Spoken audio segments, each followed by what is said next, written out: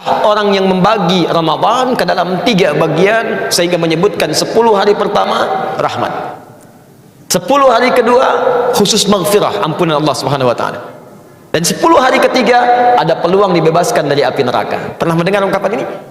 Nah, hadis ini diteliti oleh para pakar hadis, ahli-ahli di bidang hadis, dan menyimpulkan bahwa hadis ini bermasalah. Bahkan derajatnya ada yang menemukan bahwa sampai ke derajat hadis palsu, hadis maudhu. Tingkat dhaifnya tinggi. Paling minimal kata para ulama statusnya semi palsu. Ya, semi palsu, hadis matruk. Jadi ada 3M bermasalah. Kalau ada satu di antara 3 ini, maka hadisnya cenderung ditolak oleh para ulama. M yang pertama disebut dengan mungkar. Hadis yang diriwayatkan oleh orang yang tertuduh seringkali berbuat maksiat.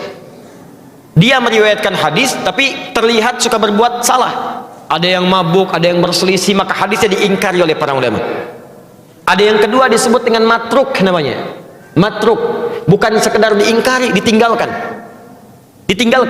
Nah, orang ini seringkali berbicara dusta sehingga tidak bisa dibedakan mana dusta, mana hadis yang keluar dari lisannya. Dan yang ketiga ini yang paling tinggi disebut dengan maudhu'. M yang ketiga maudhu', yaitu hadis yang sengaja dipalsukan dan diatasnamakan pada Nabi sallallahu alaihi wasallam. Di antara golongan hadis maudhu', bahkan minimal matruk, adalah hadis yang menyebutkan awal pertama Ramadan rahmat, pertengahannya maghfirah, dan ujungnya pembebas dari neraka. Apa indikasinya? Satu, ini bertentangan langsung dengan hadis-hadis Nabi yang lain, yaitu yang sahih.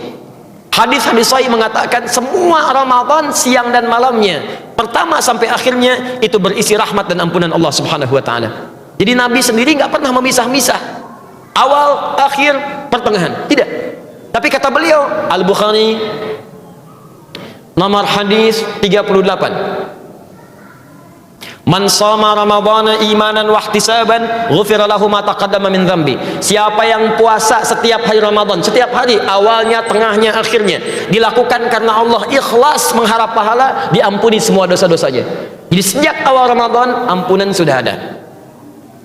Nomor hadis 37 sebelumnya di Al-Bukhari, man qama ramadhana imanan wa ihtisaban ghufira lahu ma taqaddama min dzambi. Bukan cuma siangnya, malamnya bermohon kepada Allah ampunan, salat dengan baik, minta ampunan, ikhlas dikerjakan, diampuni semua dosanya. Ini menandakan hadis yang dimaksudkan bertentangan dengan hadis-hadis Nabi sallallahu alaihi wasallam. Jelas di sini?